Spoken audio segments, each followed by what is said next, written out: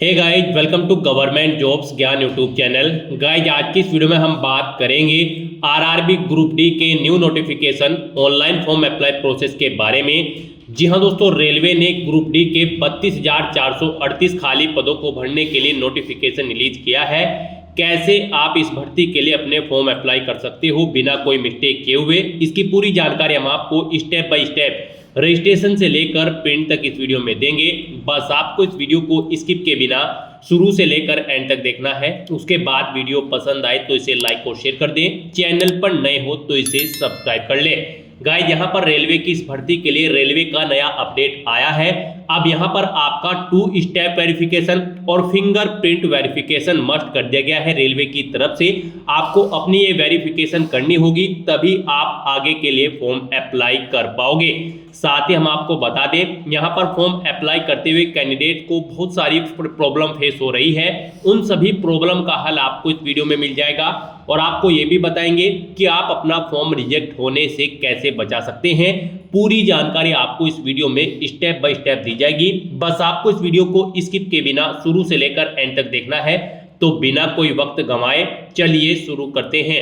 आपको इस वीडियो के डिस्क्रिप्शन बॉक्स में हमारी वेबसाइट ind-sarkari-naukri.in के इस पेज का लिंक मिल जाएगा। यहाँ पर आपको इस भर्ती के रिगार्डिंग सभी डिटेल्स प्रोवाइड करा दी गई है। रेलवे रिक्रूटमेंट बोर्ड आरआरबी ने ग्रुप डी के 32,438 खाली पदों को भरने के लिए नोटिफिकेशन रिलीज कर दिया है। यहाँ पर वेरियस पोस्ट है, जैसे कि pointsman B, assistant track maintainer. यहाँ से आप पोस्ट के नाम और नंबर ऑफ वैकेंसी चेकआउट कर सकते हो, कौन सी पोस्ट के लिए कितनी वैकेंसीज है। एडवर्टाइजमेंट नंबर था इस भर्ती का CN 8/2024। 22 फरवरी 2025 तक आप इस भर्ती के लिए अप्लाई कर सकते हो। अंतिम मौका है, केवल 3 दिन शेष रह गए हैं। आप जल्द से जल्द इस भर्ती के लिए अपने फॉर्म अप्लाई कर ले। 10वीं पास, ITI पास या फिर national apprenticeship certificate holder candidate apply कर सकते हैं। 18 से 36 वर्ष आपकी आयु सीमा होनी चाहिए। यहाँ पर आप ऑल इंडिया से ऑनलाइन अप्लाई कर सकते हो। उसके लिए आपको इंपोर्टेंट लिंक सेक्शन में आना है। ऑफिशियल नोटिफिकेशन PDF लिंक पर क्लिक करके इस भर्ती के नोटिफिकेशन को ओपन कर लेना है। इसमें से आपको पूरी डिटेल रीड कर लेनी है। जैसे कि यहाँ पर ग्रुप डी की पोस्ट के लिए आपको 18,000 सैलरी प्रोवाइड कराई जाएगी। एज आपकी 18 से 36 साल के बीच में होनी चाहिए। 32,438 वैकेंसीज है। क्या आपका एलिजिबिलिटी क्राइटेरिया है, कैसे आप अप्लाई कर सकते हो, क्या सिलेक्शन प्रोसीजर है, पूरी जानकारी आपको इस नोटिफिकेशन में दे दी गई है। आपको इसे केयरफुली रीड करना है। उसके बाद आपको अपना फॉर्म अप्लाई करना है। फॉर्म अप्लाई करने के लिए भी आपको हमारी वेबसाइट के इसी पेज पर ही अप्लाई ऑनलाइन का ये लिंक दिया गया है। जैसे ही आप इस लिंक पर क्लिक करेंगे तो आपके सामने आरआरबी का ये ऑफिशियल पोर्टल ओपन होगा। गाइस, यहाँ पर आने के बाद आपको इस वेबसाइट के टॉप पर ही अप्लाई का ये टैब दिया गया है। जैसे ही आप इसके ऊपर अपना कर्सर लाएंगे, अगर आपने यहाँ पर पहले से रजिस्ट्रेशन कर रखा है तो आपको ऑलरेडी हैव एन अकाउंट इस ऑप्शन पर क्लिक करना है। और फिर यहाँ पर आपसे पूछा गया है आप लॉगिन करने के लिए आधार के थ्रू लॉगिन करना चाहते हो या फिर आरआरबी अकाउंट के थ्रू। अगर आप आधार के थ्रू यहाँ पर लॉगिन करना चाहते हैं तो लॉगिन विद आधार इस ऑप्शन पर क्लिक करें। उसके बाद आप अपना आधार नंबर या फिर कोई अपनी ID का नंबर एंटर करें जो आपने प्रोवाइड कराई थी। फिर आप जनरेट OTP ऑप्शन पर क्लिक करें। आपके रजिस्टर्ड मोबाइल नंबर पर एक OTP आएगा, वो OTP आपको यहाँ पर एंटर करना है। और फिर आपको I am not a robot इस ऑप्शन पर क्लिक करना है और लॉगिन की टैब पर क्लिक करके अपने डैशबोर्ड में लॉगिन करके अपना फॉर्म अप्लाई कर लेना है। और गाइस, अगर आप आरआरबी अकाउंट के थ्रू लॉगिन करना चाहते हैं तो आप लॉगिन विद आरआरबी अकाउंट इस ऑप्शन पर क्लिक करें। अपना मोबाइल नंबर या ईमेल एड्रेस एंटर करें, अपना पासवर्ड एंटर करें, I am not a robot इस चेकबॉक्स को ओके करें और लॉगिन की टैब पर क्लिक करके अपने डैशबोर्ड में लॉगिन कर ले और फिर वहां से आप अपना फॉर्म अप्लाई कर ले। और गाइस, यहाँ पर अगर आपने अभी तक अपना रजिस्ट्रेशन नहीं किया है, आप फर्स्ट टाइम आरआरबी की इस भर्ती के लिए अप्लाई करने जा रहे हैं, तो यहाँ पर आपको सबसे पहले अपना अकाउंट क्रिएट करना होगा। उसके लिए आपको क्रिएट एन अकाउंट इस ऑप्शन पर क्लिक करना है। उसके बाद आपके सामने कुछ इस तरह से इंटरफेस ओपन होगा। यहाँ पर आकर आपको सबसे पहले अपनी नेशनैलिटी सिलेक्ट कर लेनी है। फिर आपको अपना फुल नेम यहाँ पर देना है। ये नेम आपको अपनी 10वीं की मार्कशीट के अकॉर्डिंग देना होगा। फिर आपको अपना कंप्लीट नाम एक बार फिर से यहाँ पर टाइप कर देना है वेरिफिकेशन के लिए। उसके बाद आपसे पूछा गया है कि क्या आपने कभी अपना नाम चेंज किया है, अगर किया है तो यस ऑप्शन सेलेक्ट करें, फिर I understand and I agree इस ऑप्शन पर क्लिक करें और जो नाम आपने चेंज किया है वो यहाँ पर आप एंटर कर दे, उसे रिटाइप करके कंफर्म कर ले। और अगर आपने कभी अपना नाम चेंज नहीं किया है तो यहाँ पर आपको नो ऑप्शन सेलेक्ट करना होगा। उसके बाद यहाँ पर आपको अपनी डेट ऑफ बर्थ इस कैलेंडर में से सिलेक्ट करनी है, उसे एक बार फिर से यहाँ पर आपको टाइप करना होगा DDMMYY फॉर्मेट में, मीन्स पहले डे फिर मंथ और फिर ईयर। उसके बाद यहाँ पर आपको अपना जेंडर सेलेक्ट करना है, अपना जेंडर एक बार फिर से आपको रिसेलेक्ट करना है। अपने फादर का नाम आपको यहाँ पर एंटर करना है, फिर आपको अपने फादर का नाम भी यहाँ पर रिटाइप करना होगा। सभी चीज़ें यहाँ पर आपको 2 टाइम एंटर करनी होगी वेरिफिकेशन के लिए। उसके बाद यहाँ पर आपको अपनी मदर का नाम एंटर करना है, उसे भी कंफर्म कर लेना है एक बार फिर से रिटाइप करके। उसके बाद यहाँ पर आपको अपनी कॉन्टैक्ट डिटेल प्रोवाइड करानी है। आप अपना ईमेल एड्रेस यहाँ पर एंटर करें और फिर जनरेट ईमेल OTP इस ऑप्शन पर क्लिक करें। आपकी ईमेल आईडी पर एक OTP आएगा, वो OTP आप यहाँ पर एंटर करें और अपनी ईमेल आईडी को वेरीफाई कर लें। फिर आप अपना मोबाइल नंबर यहाँ पर एंटर करें और फिर जनरेट मोबाइल OTP ऑप्शन पर क्लिक करें। उसके बाद आपके मोबाइल नंबर पर एक OTP आएगा, वो OTP आपको यहाँ पर एंटर करके अपना मोबाइल नंबर भी वेरीफाई कर लेना है। मोबाइल नंबर वेरीफाई करने के बाद आपको अपना आधार वेरिफिकेशन करना है। आधार वेरिफिकेशन सेक्शन में आने के बाद सबसे पहले आपको इस चेकबॉक्स को ओके करना होगा। गाइस यहाँ पर आरआरबी की सभी भर्ती के लिए आधार कार्ड वेरिफिकेशन मस्ट कर दिया गया है।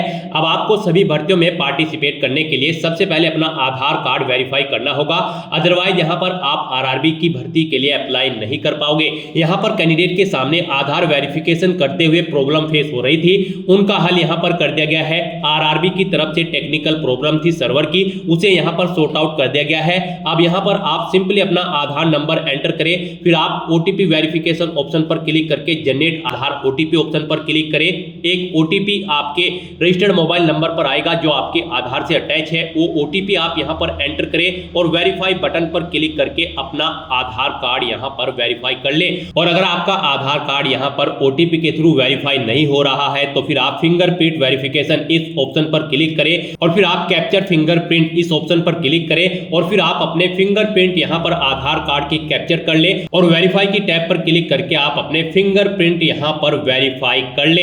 इस तरह से आप अपना आधार कार्ड यहाँ पर अब 2 तरह से वेरीफाई कर सकते हो, OTP के थ्रू या फिर फिंगरप्रिंट के थ्रू। यहाँ पर ये ऑप्शन आपके सामने इसलिए लाए गए हैं क्योंकि यहाँ पर आधार कार्ड वेरिफिकेशन करते हुए कैंडिडेट के सामने प्रॉब्लम फेस हो रही थी। अब आप अपनी चॉइस के अकॉर्डिंग OTP के थ्रू या फिर फिंगरप्रिंट के थ्रू आधार वेरीफाई कर सकते हो। फिर यहाँ पर आपको अपना पासवर्ड क्रिएट करना है। पासवर्ड यहाँ पर आपका अल्फा न्यूमेरिक फॉर्मेट में होना चाहिए, मींस आपके पासवर्ड में कम से कम एक अपर केस कैरेक्टर, एक लोअर केस कैरेक्टर, एक इंटीजर नंबर और एक स्पेशल कैरेक्टर जैसे कि @ या फिर $, होना चाहिए। तो इस फॉर्मेट में आपको अपना पासवर्ड क्रिएट करना है। वही पासवर्ड आपको यहाँ पर कंफर्म पासवर्ड फील्ड में एंटर करना है। उसके बाद आपको I am not a robot इस चेकबॉक्स को ओके करना है और फिर आपको preview and create an account इस ऑप्शन पर क्लिक कर देना है। उसके बाद आपका अकाउंट क्रिएट हो जाएगा। फिर आपको इस पेज को ऊपर स्क्रॉल करके लॉग इन हियर इस ऑप्शन पर क्लिक करना है और फिर यहाँ पर आपसे पूछा गया है आप लॉग इन करने के लिए आधार के थ्रू लॉग इन करना चाहते हो या फिर आरआरबी अकाउंट के थ्रू। अगर आप आधार के थ्रू यहाँ पर लॉग इन करना चाहते हैं तो लॉग इन विद आधार इस ऑप्शन पर क्लिक करें। उसके बाद आप अपना आधार नंबर या फिर कोई अपनी आईडी का नंबर एंटर करें जो आपने प्रोवाइड कराई थी। फिर आप जनरेट OTP ऑप्शन पर क्लिक करें। आपके रजिस्टर्ड मोबाइल नंबर पर एक OTP आएगा, वो OTP आपको यहाँ पर एंटर करना है और फिर आपको I am not a robot इस ऑप्शन पर क्लिक करना है और लॉगिन की टैब पर क्लिक करके अपने डैशबोर्ड में लॉगिन करके अपना फॉर्म अप्लाई कर लेना है। और गाइस अगर आप आरआरबी अकाउंट के थ्रू लॉगिन करना चाहते हैं तो आप लॉगिन विद आरआरबी अकाउंट इस ऑप्शन पर क्लिक करें, अपना मोबाइल नंबर या ईमेल एड्रेस एंटर करें, अपना पासवर्ड एंटर करें, I am not a robot इस चेकबॉक्स को ओके करें और लॉगिन की टैब पर क्लिक करके अपने डैशबोर्ड में लॉगिन कर ले और फिर वहां से आप अपना फॉर्म अप्लाई कर ले।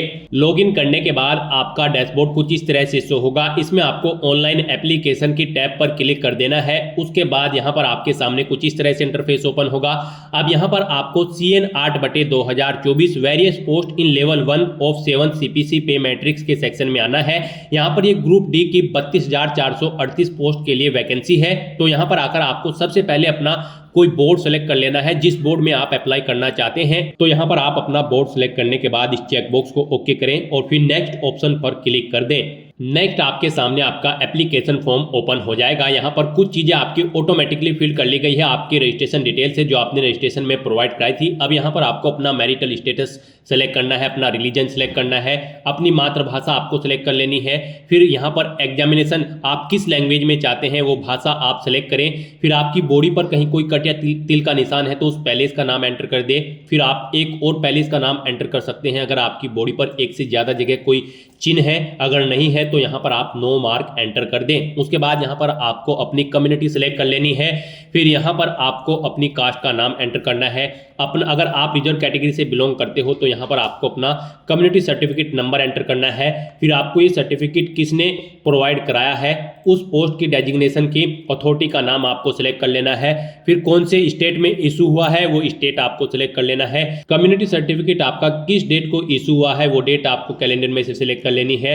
फिर यहाँ पर आपसे पूछा गया है कि क्या आप रेलवे की इस एग्जाम के लिए फ्री ट्रेवल पास चाहते हैं, अगर चाहते हैं तो यस करें, नहीं तो नो ऑप्शन सेलेक्ट करें। फिर अपने नियरेस्ट रेलवे स्टेशन का नाम आप एंटर करें। फिर यहाँ पर आपको अपना कास्ट सर्टिफिकेट अपलोड कर देना है। आप अपलोड डॉक्यूमेंट ऑप्शन पर क्लिक करें, फाइल को सिलेक्ट करें और उसे यहाँ पर अपलोड कर दें। आपकी फाइल का मैक्सिमम साइज 500 KB रखा गया है, PDF फॉर्मेट में आपकी फाइल होनी चाहिए। उसके बाद यहाँ पर आपको अपना एड्रेस की डिटेल देनी है।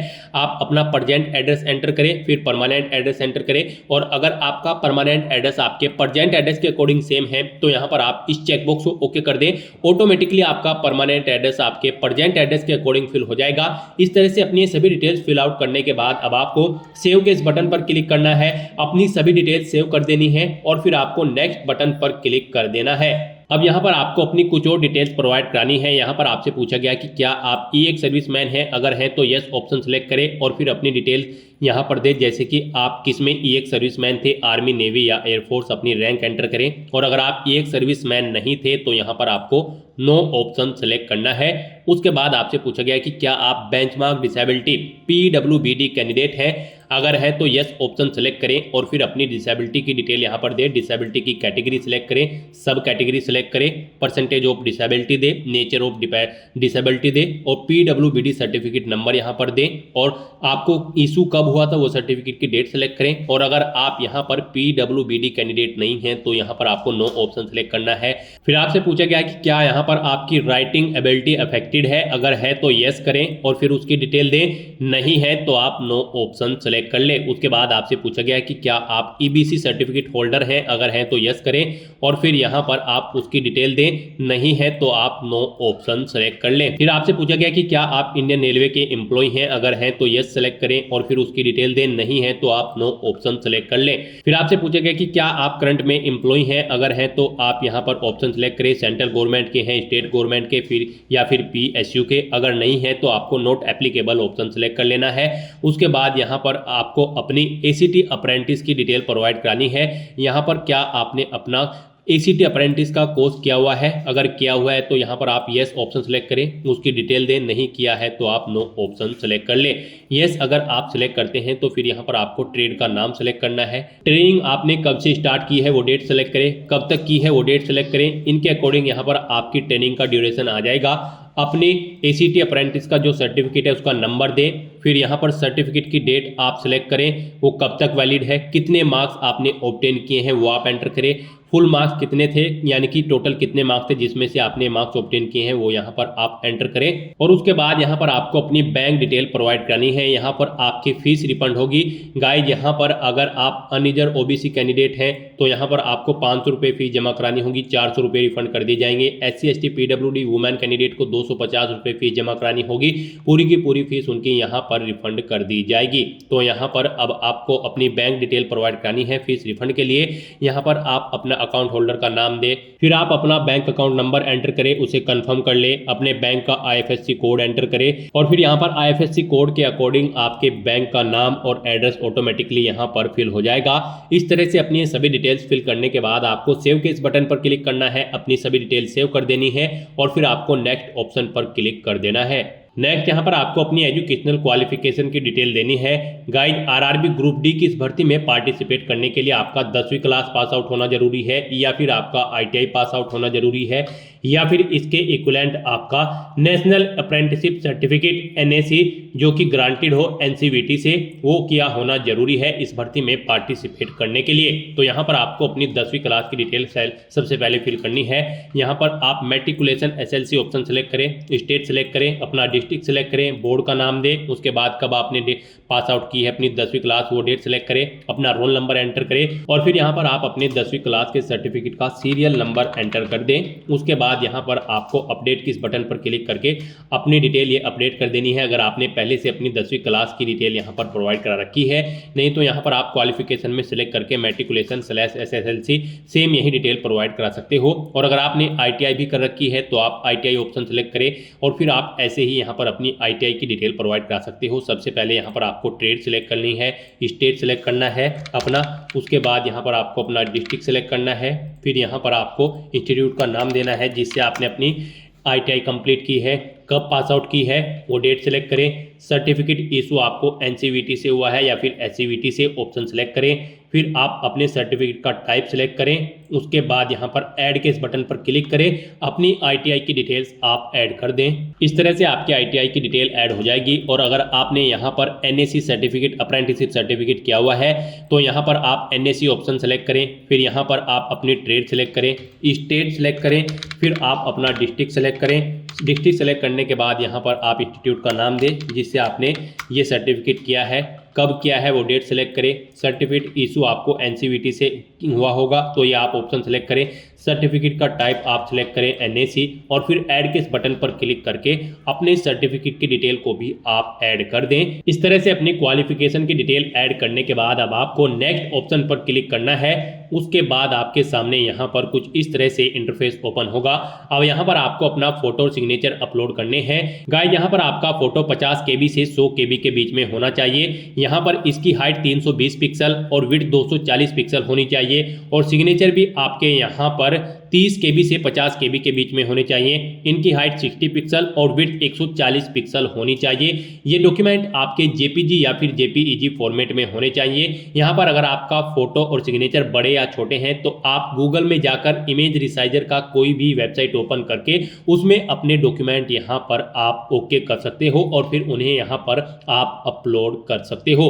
अपलोड करने के लिए आपको यहाँ पर ब्राउज के इस बटन पर क्लिक करना है और फाइल को सिलेक्ट करना है और उसे यहाँ पर आपको 1 बाय 1 करके अपना फोटो सिग्नेचर अपलोड कर देने हैं। गाइस इस सेक्शन में आपको दी गई गाइडलाइंस के अकॉर्डिंग अपने फोटो और सिग्नेचर अपलोड करने हैं, अदरवाइज यहाँ पर आपका एप्लीकेशन फॉर्म रिजेक्ट हो सकता है। जैसा कि हमने स्टार्टिंग में ही बताया था कि कौन सी वो कॉमन मिस्टेक है जिसे करने से आपके एप्लीकेशन फॉर्म रिजेक्ट हो सकते हैं, तो इसी सेक्शन की वो मिस्टेक है। इस सेक्शन में अगर आप मिस्टेक करोगे, दी गई गाइडलाइन के अकॉर्डिंग अगर आप अपने डॉक्यूमेंट अपलोड नहीं करोगे फोटो और सिग्नेचर, तो आपका एप्लीकेशन फॉर्म यहाँ पर रिजेक्ट हो सकता है।